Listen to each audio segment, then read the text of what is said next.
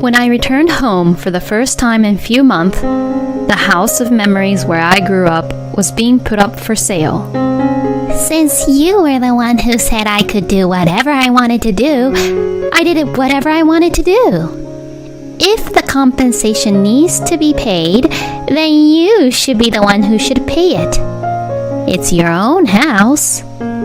Ha! This is my revenge because you continuously looked down on me because I was poor. Go to hell. My husband, Ken, and my mother-in-law, Lisa, who grew up poor, sold the house without my permission while I was away and got the money from selling the house. And they deliberately violated the contract and laughed at me, the owner of the house, to pay for the compensation which would occur due to this incident. But they had no idea of the consequences that was going to happen. Their selfish action was trampling on the feelings of not only me, but also to my parents. I'll never forgive them for what they have done. I have to pay because it's my house. Huh. Yeah, you better hurry up and pay. If you say that, then this house is not owned by me. Huh? And my husband, Ken, and my mother-in-law, Lisa, is going to hell because of what they did all on their own. I have been married to my husband, Ken, for 10 years. Ken and I have known each other since we were kids and have been together since we were young. We are in what is called a marriage in which I have a significantly higher socioeconomic status compared to Ken. I have lived with my parents, who are business owners, and I have lived comfortably. Ken, on the other hand, grew up in a single-parenthood family and didn't live a well-off life. Nevertheless, my parents and I were attracted to Ken's personality, so we never worried about his background. In fact, I think my parents had always loved him as if he were their own son. My parents decided to move into my father's other house to spend their retirement comfortably, so we are now living together in my parents' house where my parents used to live. This was also my parents' plan to support us as much as possible.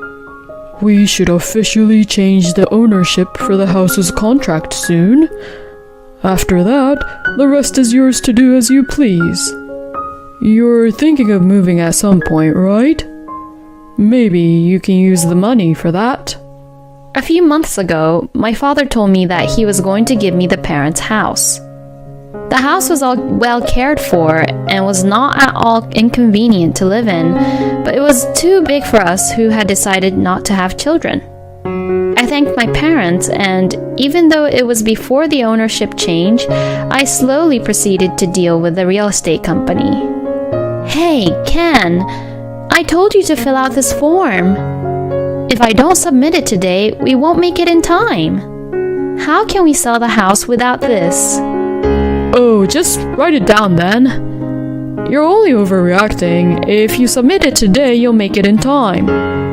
You don't have to tell me every single time, Just do it on your own. Where did his kind and sincere personality go to? Since our marriage, Ken has become increasingly lazy and had left everything for me to do it. He routinely asks me to write very important documents on his behalf. If I refused, I would end up causing trouble to the family and thinking that if I do it, then everything would go peacefully, so I would just end up doing it myself. I wonder if he'd continue to treat me like a servant like this. We decided to sell the house we were currently living in together. We have also chosen a new house in a place that will be both beneficial for us. But I was worried about the future of my married life with Ken and spent my days wondering if this was the right thing to do or not. Then one day, I received a call that my parents had been seriously injured in a car accident, and I rushed to visit them at the hospital. Although my parents survived, they were diagnosed with a total recovery time of 6 months and would need someone to support them for about 3 months. I'll ask Ken. I'll ask my company too if I could adjust my work schedule as well. I'll be the one to support you both. I asked my husband if I could go home to my parents for an extended period of time while I supported them. To that, he said, It's okay, it's your thing. and he had easily agreed. But to be honest, his tone was more like he couldn't care less than being worried about my parents.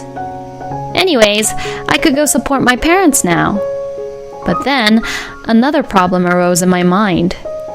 Would Ken be able to live all on his own while I'm gone? Ken is one of those people who can't do any house chores.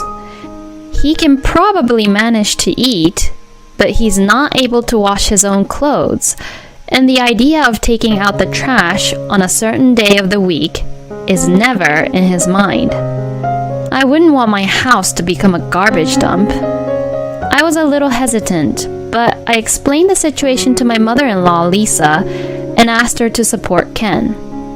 Please feel free to use anything and do anything in the house as you like.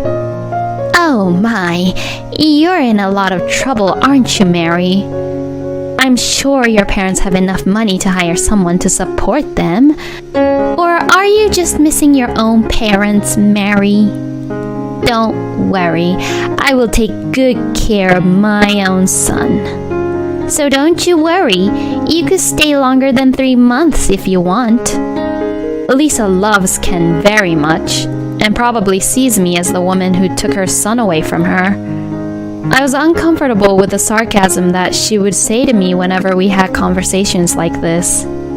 However, I thanked Lisa while suppressing my annoyed feelings because I knew that she was the only one who I could rely on at the moment.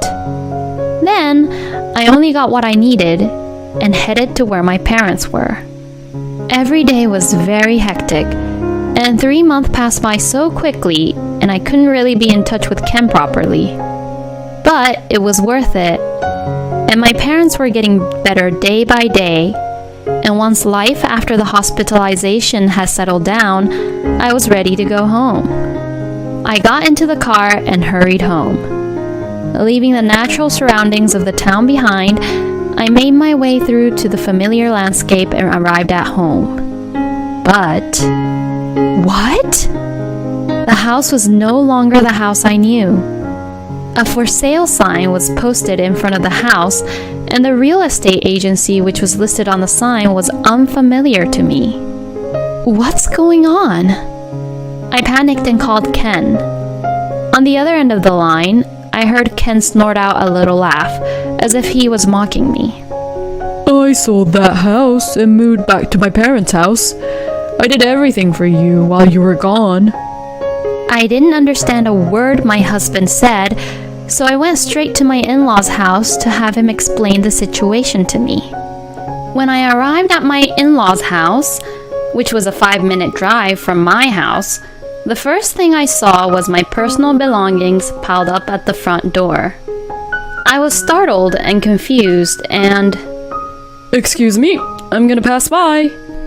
The contractor who came up behind me rang the doorbell to the house, exchanged some paperwork with Lisa, and then loaded the pile of my personal belongings into his truck and left. And afterwards, Ken came out of the house, and both Lisa and Ken looked happy as they were counting the money they had received from the contractor, and I couldn't even seem to recognize them since they dressed all fancy, and their car even had changed into a luxury car. Hey, Lisa! What is this all about? I stormed up to Lisa in a semi-panic state. What are you even saying? I got rid of your stuff at that house for you. You bought all those useless stuff. I guess daughters like you don't know how to take care of your own stuff well, since you were too well off. You are such an unfit wife to put your own parents before your own husband for such a long time. I feel so sorry for my Ken having such a scumbag wife. That's why I even told him to get a divorce from such a woman like you. Then, Ken told me that the house was now in your name, so I decided to take it in exchange for alimony. I found a real estate company that would pay me a very good price for the house and sold it quickly. Since you were the one who said I could do whatever I wanted to do, I did whatever I wanted to do. Then Lisa showed me the contract she had with the real estate company, smiled condescendingly at me, and explained the whole story. The contract was dated about a month ago. But that house should have already been under a contract with another real estate company, right? And if it's my house, any contract without my signature would be invalid. You did it without even telling me, and now you've breached the contract, and they'll ask to pay compensation. In panic, I said this to Lisa about the consequences, but I already heard that from my Ken. But it was you who signed the contract to another real estate agency without even asking my son, right? That's none of my business. So all I did was what you did, doing everything on my own. I couldn't care less about who signed the contract and whatnot. It's what you do regularly, right? So if the compensation needs to be paid, then you should be the one who should pay it. It's your own house. She shrugged it off as she said that. It seems that she believes Ken's story, which was told only from a victimized perspective. I felt that there was nothing I could say to Lisa, so I looked at Ken's face as if to ask for help. But I was astonished to see that my husband was also looking at me with a sarcastic smile on his face, just like Lisa. Finally, this day had come. This is revenge, you know. You've really been making fun of me for being poor all my life, huh? I'm the only one in the family with a different standard of living and values. You and your parents must have found that amusing. I have always felt miserable when I was with you. If being poor is so funny to you, then I'll teach you about what money can do. I don't accept that you're the only one who has a nice, good life. Go to hell. Ken vented his resentment towards me and slapped me with the divorce papers, which were all signed except for my signature stamp. I could have had Mom do everything and turned it in, but then it wouldn't have been a good revenge anyways. What an amazing dramatic turn of events. This is quite a scene where the young lady who made fun of the poor gets slapped down. There's no daddy or mommy here to help you out. Now, what are you going to do about it? Ken and Lisa seemed so satisfied with what they had done and looked really excited. But I was just so fed up with them that all my anger went away, because both of them are making a fatal mistake. Look, I'm sorry to interrupt your very excited moment, but this house is not mine. You guys are the ones who are going to hell. Huh? I've decided to reveal everything. There was no reason to cover for them anymore. I took out a document from my bag and showed it to them.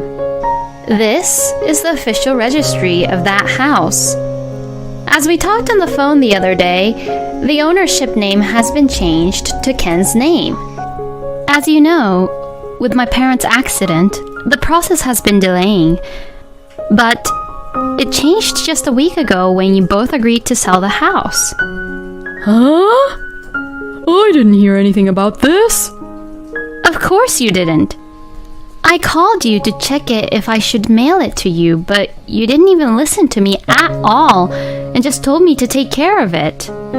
You probably don't even remember this, but I double confirmed it with you if it was alright or not. Ken stared at the registry document and looked at me in disbelief. How could it be Ken's? Normally, if I was the parent, I would have given it to my daughter, you know. Lisa was also in shock and rushed to confront me. Well, this is what my parents wanted. My parents had always loved Ken like their own real son. They also respected you, Lisa, as a respectable person. When they decided to give us the house, my parents believed that Ken would always take good care of me and that it would be a way for them to show their appreciation to you, Lisa, who had worked so hard to raise such a fine husband. And yet, you not only betrayed me, but you also trampled on my parents' genuine feelings. Ken and Lisa turned pale as they learned of my parents' true feelings. Their hands, which were clamped over their mouths, were trembling. As I said before, this is going to be a big problem involving both real estate agencies. You should expect that they would definitely claim for a good amount of compensation. I will contact the real estate agency with whom I first signed the contract. So could you both just contact the real estate agency with whom you signed the contract on your own? I mean, I still can't believe that the real estate agency actually accepted your sloppy explanations and signed the contract. If you have an opinion, don't be a scum and do things like this, but say it to me earlier. It's not that you're poor because of money. You're poor because of your hearts. My tone became stronger and stronger, and finally I loudly accused both of them. And finally, I pulled out my cell phone to call the real estate agency, but... Wait a minute. This is not what I wanted. I was just sad because you left me. Anyway, let's work it out together as a married couple. Oh, I know. I could just buy the house that's on the market now and then call the old real estate agency about it, and we could just pretend that this never happened. You're rich, so can't you do that? Please. This whole thing started because of my mother. Ken, who had been with Lisa this whole time, changed sides and rubbed up against me in a panicking manner. He was probably trying his best to get me in a better mood, but he didn't seem to realize how selfish he sounded. Hey, Ken! Are you betraying me now? I made all the arrangements for you! I can't believe that you'd abandon your own mother and putting your wife first. What a heartless son! Oh? From what you said previously, it's scum to put parents first, right, Lisa? Then you're lucky that Ken is not a scum, aren't you? You should be saying that he's a fine son. Lisa seemed indignant at her own son's betrayal, but her own comment that she made previously bit her back, and she was unable to say anything anymore. That's right. You're the most important person to me right now, Mary. I'm going to change my attitude once again and do my very best. So... Don't get me wrong. No one said anything about forgiving you. Seeing that I had gotten Lisa to quiet down, Ken happily took my hand, but I briskly brushed his hand away and glared at him coldly. I was already fed up with your laziness to begin with. Besides, when things like this go wrong, you tend to blame other people, huh? And you leave people to take care of your own problems, huh? How can I even trust you to change your attitude?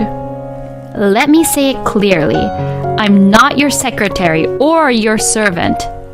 If you are an adult, you should at least take responsibility for your own actions.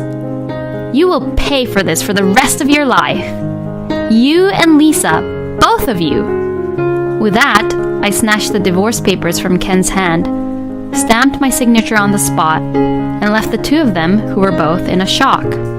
After that, despite some troubles, the divorce from my ex-husband was successfully finalized. Ken and Lisa sued my family, claiming that they had just been cheated by my parents and that our family was responsible for compensation, but of course, they lost. As expected, they are now being held liable for compensation by both the real estate agencies, and I am told that they would have to pay a significant amount of money because of their malicious actions. On top of that, they seem to blame each other for each other's fault. And from this, it looks like that they will be at rock bottom for a long time. As for me, The company had arranged for me to continue working remotely so that I could support my parents. So, I'm going back to my parents' place and continuing to support them while I work. Honey, your bath is ready. Thank you. I'll wash the dishes, so you get in the bath first today. You must be tired after your rehab session. Well, then you should get in, Mary. I'll get in later. I also want to clean the bathtub after anyways, so you should get in and relax in the bath, Mom. My parents are still undergoing rehab from the accident, but they are still supporting each other and spending time together happily. I began to live with my parents for the first time in a long time, and seeing the two of them forever getting along with each other, I think to myself about this. After seeing my parents, I realized what was missing in my marriage with Ken. I think that it was respect and consideration for each other. There are things that I could have done to be more considerate, but thinking back, I don't believe that Ken and Lisa had any such feelings for me. At first, I was quite sad and frustrated by the divorce from Ken, but now I can say with confidence that it was for the best. If I ever meet someone again, I'll have to be very careful the next time. I hope I never have to worry my dad and mom again. I decided that I would definitely take the lessons I felt from the incident with Ken and Lisa and apply these experiences to the rest of my life. And I would also remember and never forget to thank my parents as I started my new life at a new place.